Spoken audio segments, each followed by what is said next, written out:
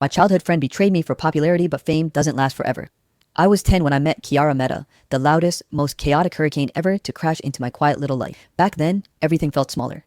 The roads, the buildings, even my world. I lived in a calm neighborhood where every evening smelled like wet soil and mom's masala chai. I was a shy kid, the one who liked sitting by windows, sketching stick figures, and reading stories about people braver than me. Kiara was the exact opposite. She moved in next door one hot summer afternoon, a blur of energy, wearing a yellow frock, dragging a suitcase twice her size, and yelling at her mom because she wanted to carry her own stuff. She had this wild curly hair and a grin that could probably convince God himself to give her extra candy. The first time she saw me, I was sitting on the porch reading Percy Jackson. She stopped, stared, and said, "Do you like monsters?" I didn't know how to respond, so I just nodded. She plopped down next to me like we'd known each other forever. "Cool. I like dragons. Want to be friends?" And just like that, no awkward introductions, no hesitation, she decided I was hers. Our friendship was strange, in the best way. Kiara talked, I listened. Kiara ran, I followed. She made chaos feel like an adventure. We'd spend afternoons building pillow forts in my living room. She'd declare herself Queen Kiara of Fort Piloa, and I'd be her loyal knight. She'd demand snacks as royal tax, and I'd pay in Parle G biscuits. She was fearless. Once, she climbed the mango tree behind our houses just to see if she could touch the clouds. I panicked because she was standing on a thin branch that looked like it was 2 seconds away from breaking. When she got down safely, she just laughed and said, "Arav, you worry too much. You need to live more." I remember blushing, not because of what she said, but because no one had ever said my name like that before. We grew up together, school uniforms, bus rides, endless lunchbox trades. I'd give her my aloo paratha. She'd give me her chocolate milk.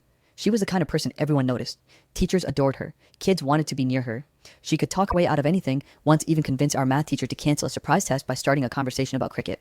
I was fine being in her shadow. I liked watching her light up rooms. If she was the sun, I was content being the moon, reflecting just enough of her glow to feel warm. When we turned 12, she told me she wanted to be famous someday. We were sitting on my terrace, legs dangling over the ledge, eating popsicles that were melting too fast. "I don't know how," she said, "but I want people to know my name. I want to be someone." I remember smiling and saying, "You already are someone." She laughed. "Not like that. I mean famous, like in movies or something. Maybe I'll be an actress. Then I'll write your lines," I said, half joking. She grinned and poked my shoulder. "You better. You're my person, Arav, my scriptwriter." That night, I wrote my first short story about a girl who could talk to the stars. I named her Kiara. By the time we hit 8th grade, we were practically siblings. Everyone knew about Arav and Kiara. Teachers paired us for every project. Our parents joked about us getting married one day, which made both of us roll our eyes but secretly blush. We didn't call it love, we were too young for that. But we loved each other in that pure, unspoken, "you're my safe place" kind of way. When she cried after getting a bad grade, I'd bring her Kit Kats. When I got bullied for being quiet, she'd stand in front of me like a storm ready to fight anyone. Once, during recess, some older kids started mocking me, calling me teacher's pet because I'd won a school writing contest. Kiara didn't even think twice. She poured her orange juice on one of their shoes and said, "Oops, my bad, slipped." Everyone laughed not at me, but with her. Full story link below.